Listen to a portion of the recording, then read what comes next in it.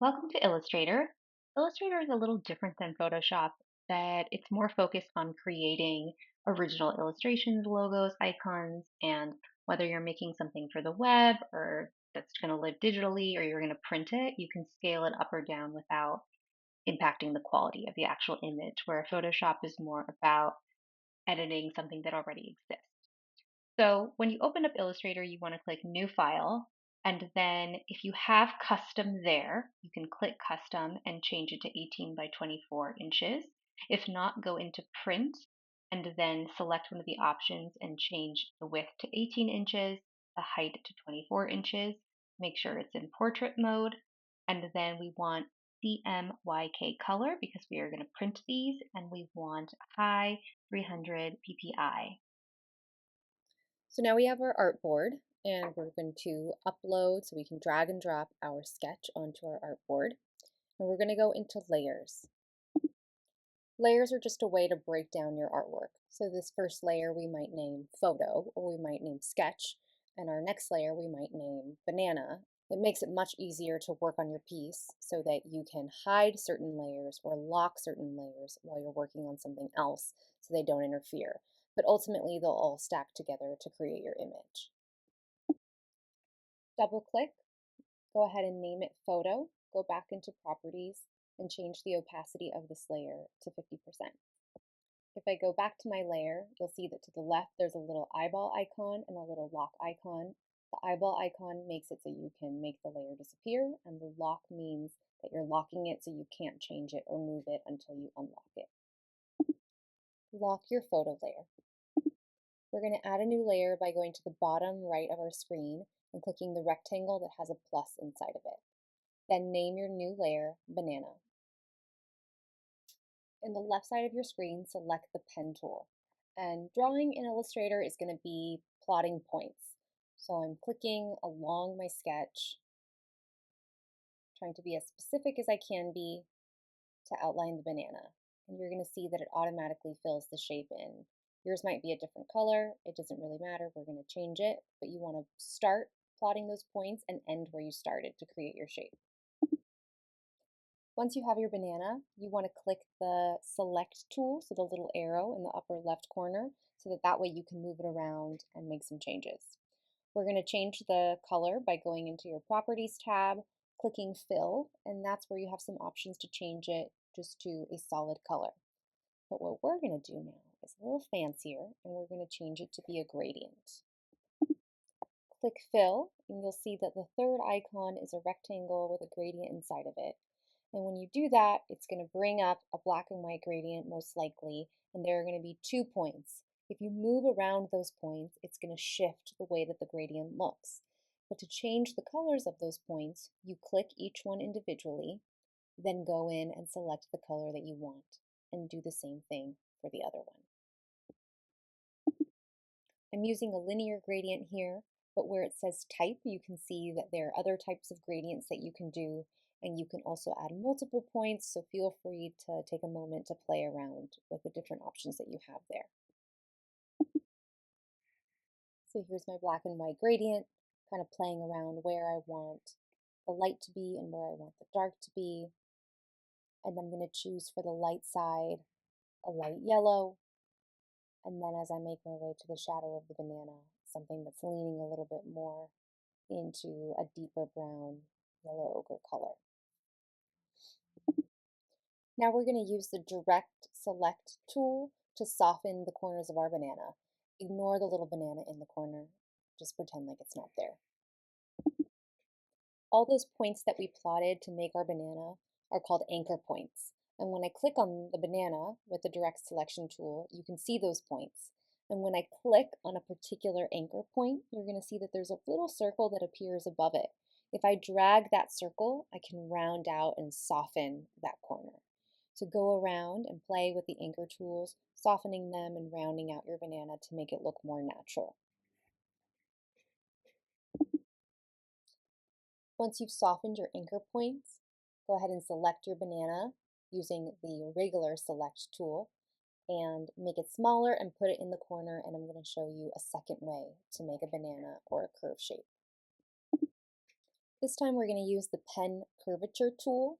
So it looks a lot like the pen tool, except it has a little squiggly line coming out of it.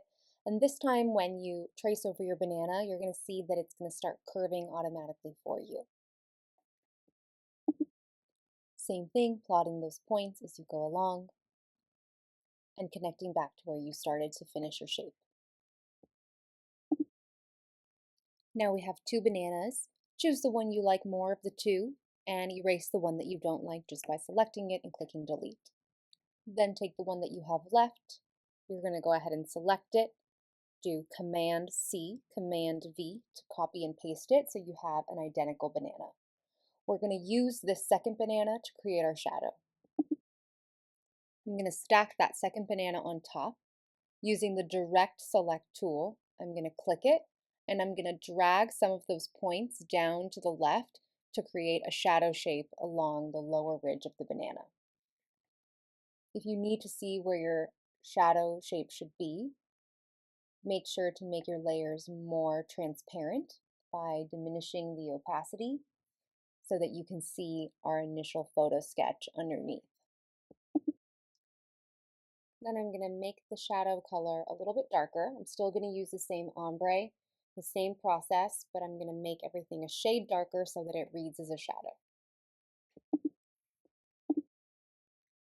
So you can see now if I move the shadow, we have the shadow shape and then we have the banana.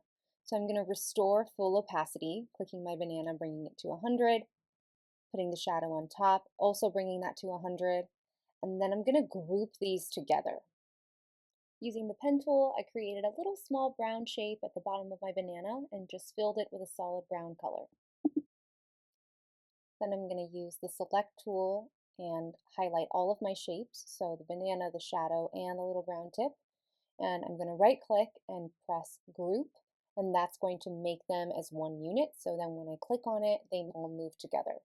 You might also see a bar that pops up that says, do you want to group? And you can press group there too. Go into your layers and hide, so click the little eye icon on the banana so that it doesn't show anymore. We're going to move on to the bee now, so let's create a new layer and name it bee. And we're going to take the pen tool and outline the bee. It doesn't matter what color it is right now, you can change it later. Go ahead and change the opacity to 50%, and then we're going to use the pen tool again to on top go ahead and trace the little shapes that are on the inside of the bee. Once you do that, use the selection tool to highlight both of them. And let's talk about some different functions that we can do. The first one is Unite, and when you click Unite, it's going to combine those different shapes that you've highlighted together.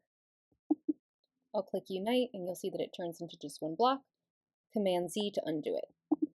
So the Unite shape is for merging multiple shapes together. We're going to use the minus function to get rid of those shapes that we have on top so that we have the holes for our bee. So now you can take the arrow that's filled in, the direct selection tool, and adjust those anchor points so you can soften different parts of your bee. Going back to my layers tab now, I can see that I have a banana, I have a bee. So I'm going to lock those and then I'm going to make them invisible by clicking the eye icon. And then we're going to create a new layer for our leaf. Using the curvature tool, which is the pen tool with a little squiggle at the end, let's go ahead and plot the points of our leaf, trying to be as specific as you can, and ending where you started to complete the shape. Remember to change the opacity of the filling so that you can see your drawing.